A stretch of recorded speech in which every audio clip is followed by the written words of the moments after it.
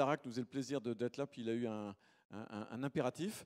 Et donc, on a le non moins grand plaisir d'accueillir Laure. Merci beaucoup d'être là, Laure, qui travaille avec l'équipe de Denis Darac sur ces histoires de... Alors, s'il y a bien un secteur qui est bio-inspiré, probablement depuis longtemps, peut-être plus longtemps que les autres, parce que l'homme est orgueilleux, mais il avait quand même conscience qu'il volait moins bien que les oiseaux, c'est sans doute l'aéronautique.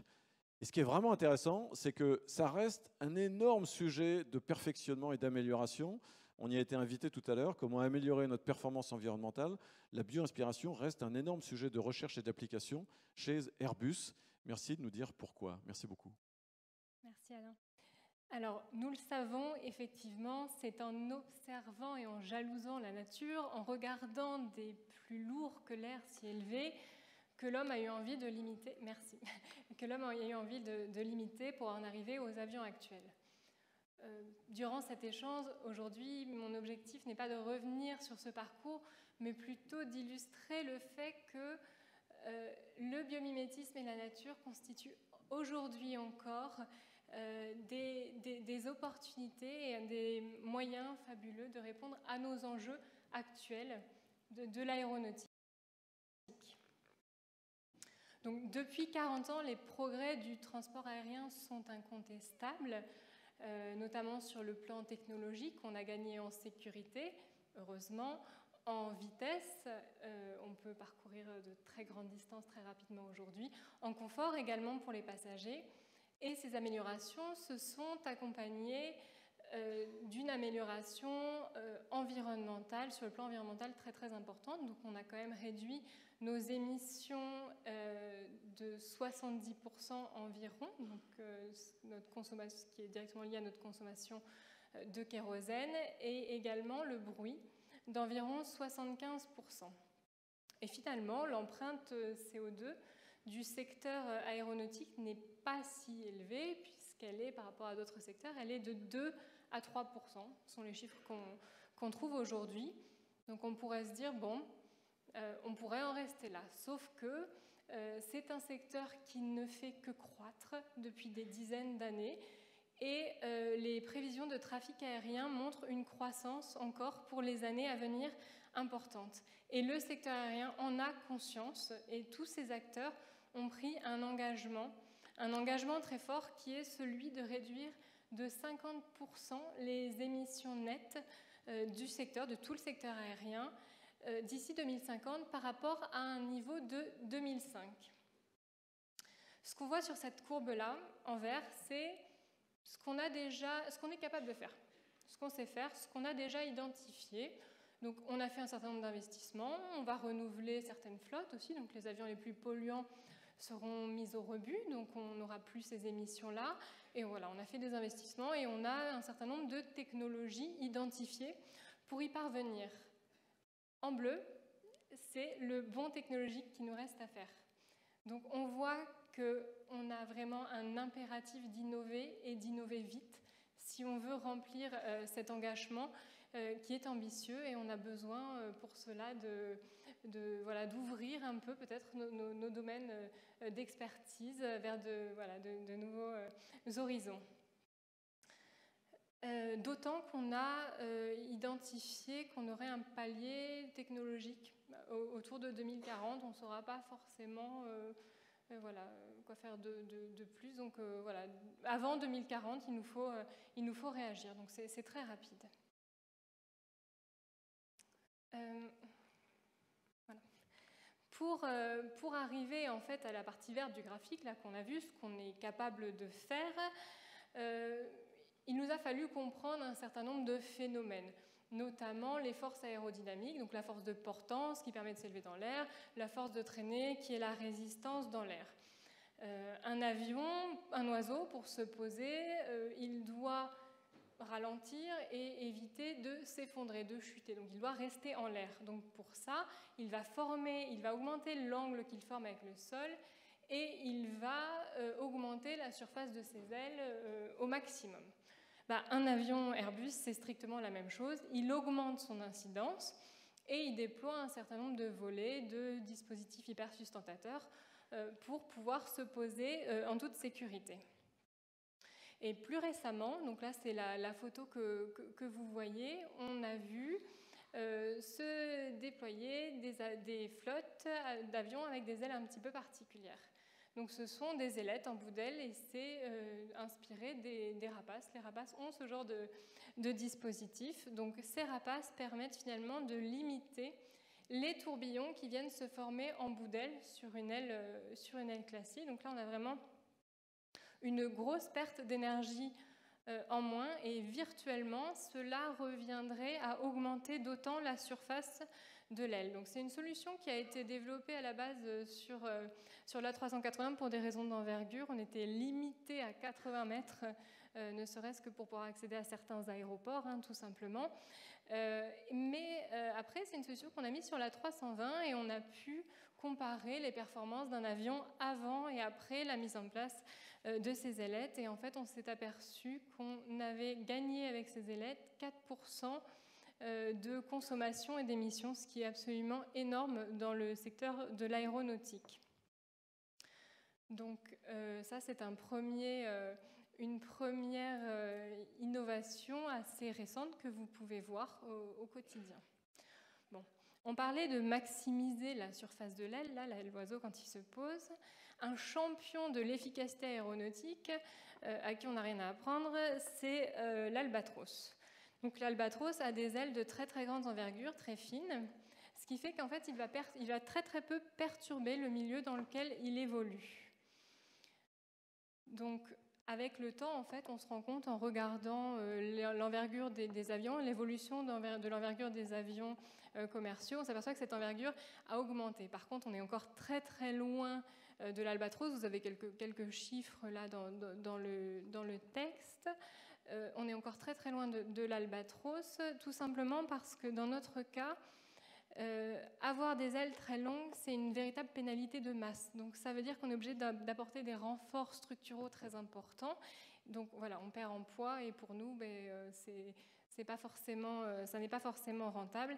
Et puis d'autre part, on a aussi une très très mauvaise manœuvrabilité. L'A380, quand on veut le déplacer, c'est quand même quelque chose. L'albatros, lui, rentre ses ailes, l'Airbus, beaucoup moins, en tout cas aujourd'hui. Donc l'autre solution aussi, c'est pour économiser toujours de l'énergie, là on est sur l'énergie, c'est de travailler sur le profil. Donc en fait on cherche à ce que le flux d'air le long du profil soit le moins turbulent possible. Et l'inverse en fait de cette turbulence, c'est ce qu'on appelle la laminarité. Pour illustrer la turbulence, on peut penser aux rivières. Quand vous avez une rivière très agitée après une grosse pluie, vous voyez des tourbillons, vous voyez vraiment ce que c'est. Voilà, un écoulement très perturbé, c'est un écoulement turbulent. Et dans le secteur de l'aéronautique, c'est un véritable problème. Donc Airbus travaille actuellement sur un projet qui s'appelle le projet Blade, qui est le projet d'une aile laminaire. Donc là, on voit la photo, c'est un A340 avec son aile normale et en bout d'aile, un profil qu'on appelle laminaire, qu'on est en train de développer et qui montre des résultats extrêmement encourageants. Sauf que on est tellement précis en fait, sur la surface de ce profil que la moindre salissure, le moindre moucheron qui vient se coller sur ce profil va venir en limiter les performances. Donc on est aujourd'hui en fait à la recherche de revêtements pour pouvoir maintenir, de solutions pour pouvoir maintenir cette surface propre. Pourquoi pas dans le vivant, idéalement dans le vivant. Merci. Donc si vous avez, si quelqu'un a une idée, n'hésitez pas à l'exprimer, c'est toujours intéressant. Donc voilà, l'avion qu'on voit là c'est un avion expérimental qu'on appelle un projet Blade qui fait partie du projet Clean Sky que vous connaissez peut-être, un projet européen de recherche. Si on regarde un peu plus maintenant dans cette partie bleue, la partie un peu exploratoire là, de notre cours. Pardon Laure, mais je crois que cet après-midi, Serge Berthier aura des choses à vous dire sur les techniques de revêtement. Et je pense qu'il a des idées pour vous. Je me souviens d'une discussion il y a quelques temps avec lui. Donc, c'est aussi, BM Expo, c'est fait pour ça aussi. Du partage. Exactement, merci. Donc dans notre partie un peu exploratoire, ce qu'on est en train de regarder aussi, c'est le vol en formation. En fait, on a regardé des pélicans et on s'est rendu compte en fait, que le dernier pélican de la formation avait beaucoup moins besoin de battre des ailes que les autres pélicans. Donc ça, voilà, ça nous a interpellés et on a fait des essais, donc des essais numériques et même des essais en vol. Et les résultats sont extrêmement prometteurs. On va perdre un petit peu de temps, le temps de mettre en toute sécurité les avions dans une situation voilà, de formation, mais voilà, sans collision bien évidemment. Donc on perd un peu de temps. Par contre, les résultats en termes d'émissions sont vraiment très très prometteuses. Et comme on le sait, le trafic aérien pour le moment n'a pas de baisse prévue pour les années à venir. Donc les opportunités pour le futur d'avoir ce genre de vol en formation sont nombreuses. Et qu'en pensent justement les autorités de la sécurité aérienne? Parce que c'est une idée intrigante, effectivement. C'est une idée pour le futur, voilà, qu'on développe, qu'on essaye, et voilà, auquel on croit, à laquelle on croit, qu'on explore en tout cas. Voilà. Une autre piste pour le futur, là c'est pareil, on rêve un peu, on n'y est pas encore, ce sont les ailes d'avion inspirées des ailes d'oiseaux, parce que oui, on l'a vu, on a des parties déformables, on a un certain nombre de becs, de volets sur nos ailes, mais ce sont des surfaces qui sont rigides. Et bien demain, on aimerait en fait avoir des matériaux soit déformables ou alors qui vibrent pour vraiment optimiser un maximum notre utilisation de l'air en fait. Donc on cherche à développer des matériaux comme ça, déformables, ou voilà, des matériaux spécifiques ou des actuateurs qui permettent à la structure de vibrer. On a vu une intervention l'année dernière de Mariana Brazza, qui bosse avec deux labos à Toulouse et avec Airbus, que vous pourrez retrouver sur la chaîne YouTube de Biomime Expo, qui nous a parlé justement d'électromorphing ou de quelque chose comme ça, c'est ça? Voilà. Très bien. Bon, alors je vous propose maintenant de quitter le monde de l'aérodynamique pour rejoindre celui des structures, notamment avec une révolution industrielle majeure de ces dernières années, qui est l'impression 3D, qui ouvre d'énormes perspectives au monde industriel de manière générale, pas seulement à nous, parce qu'elle permet de reproduire n'importe quelle géométrie, mais en appliquant de la matière seulement là où elle est nécessaire. Donc, comme l'illustre cette petite vidéo... On va regarder une vidéo avec l'expérimentation Autodesk.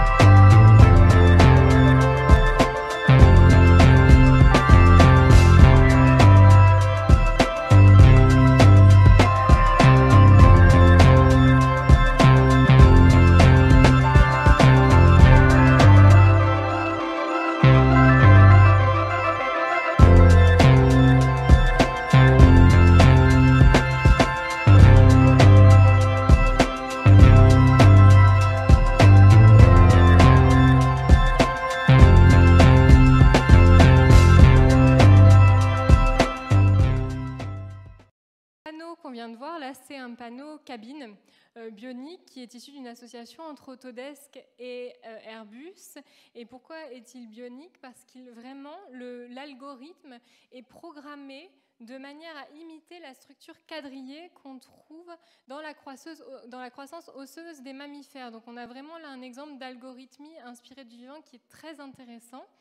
Les panneaux cabines, ça n'est pas forcément la pièce que les passagers remarquent le plus directement, sauf que c'est une pièce importante parce qu'elle contient notamment, elle supporte en fait les strapontins sur lesquels les équipages s'assoient. Et il y en a de nombreux dans l'avion. Grâce à cette solution, on gagne 45% de masse, soit 30 kg par panneau, ce qui reviendrait potentiellement à gagner 500 kg par avion.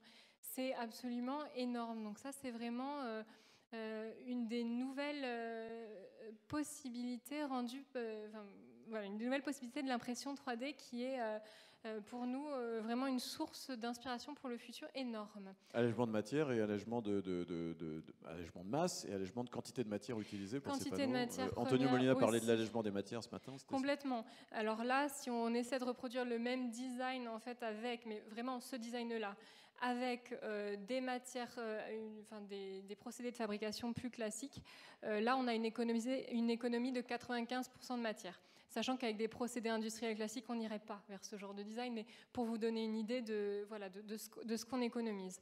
Donc là, on a de l'impression 3D du plastique. Évidemment, chez Airbus, on fait aussi des pièces en titane ou en aluminium. Et puis, ce qui nous semble de plus en plus intéressant, c'est effectivement de regarder l'impression 3D des matériaux composites, histoire de cumuler les avantages des deux technologies. Bon, le problème du composite, c'est que quand on commence à le percer, en fait, à mettre des trous dedans, on le fragilise.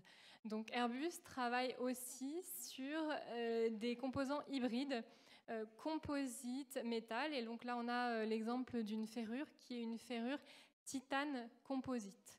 Donc voilà, donc on voit là que les possibilités là sont nombreuses et il y a énormément de travaux de recherche sur l'impression 3D qui est une technologie très très prometteuse pour nous. Je rappelle juste qu'il y a une société qui s'appelle Adobe qui est au niveau S1 qui fait de l'additive printing métal, qui est une joint venture entre Michelin et Fives. Vous pouvez aller voir ce qu'ils font au niveau S1. Oui, Fives qui fait des machines éco-conçues. Hein. Ils ont une gamme éco-conçue chez Fives. Voilà. Donc, je n'ai pas le temps de développer tous les exemples qu'on a là aujourd'hui.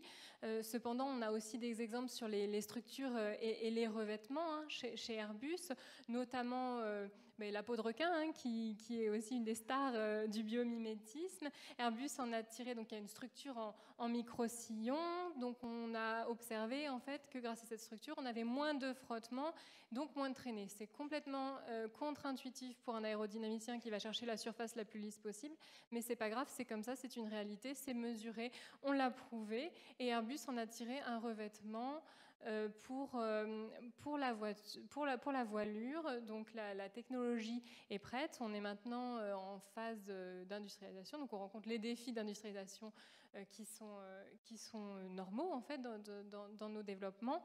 Par contre, la technologie est bien prête. On a aussi en ce moment de la recherche sur des composites qui seraient inspirés de la toile d'araignée, parce que la toile d'araignée en fait va venir fléchir sans perdre en résistance. Donc pour des zones qui sont notamment sensibles aux chocs et aux impacts, ça pourrait être très intéressant. Il y a un ingénieur récemment qui a observé la chute d'une plume d'autruche et qui en a tiré un matériau composite intéressant qu'on est en train de qualifier. Donc dans ce domaine-là, on a aussi beaucoup d'exemples et beaucoup de développement. Voilà. Merci. Vous avez terminé ? Une dernière. Je conclue oui. juste. Pardon, pour conclure, donc effectivement, on l'a vu, le besoin d'innover pour nous est plus que jamais d'actualité. Il est vraiment urgent. Capter des solutions par hasard ou se rendre compte après coup qu'elles existaient dans le vivant, ça nous rassure, c'est une première étape, c'est bien. Mais avoir vraiment une méthode structurée et des opportunités de rencontres, d'innovation comme le proposent des instituts comme le CBIOS et des structures comme ça, c'est vraiment un atout, c'est vraiment quelque chose, je pense, dont il faut se saisir aujourd'hui. J'ai vu pas mal de jeunes aussi aujourd'hui, donc j'en profite pour dire qu'Airbus s'ouvre à de nouveaux talents. Si vous avez une idée, vous pouvez participer. On a un concours qui s'appelle Fly Your Ideas pour les jeunes, voilà, pour les étudiants. Donc n'hésitez pas à poster votre idée. Voilà, merci beaucoup, Laure.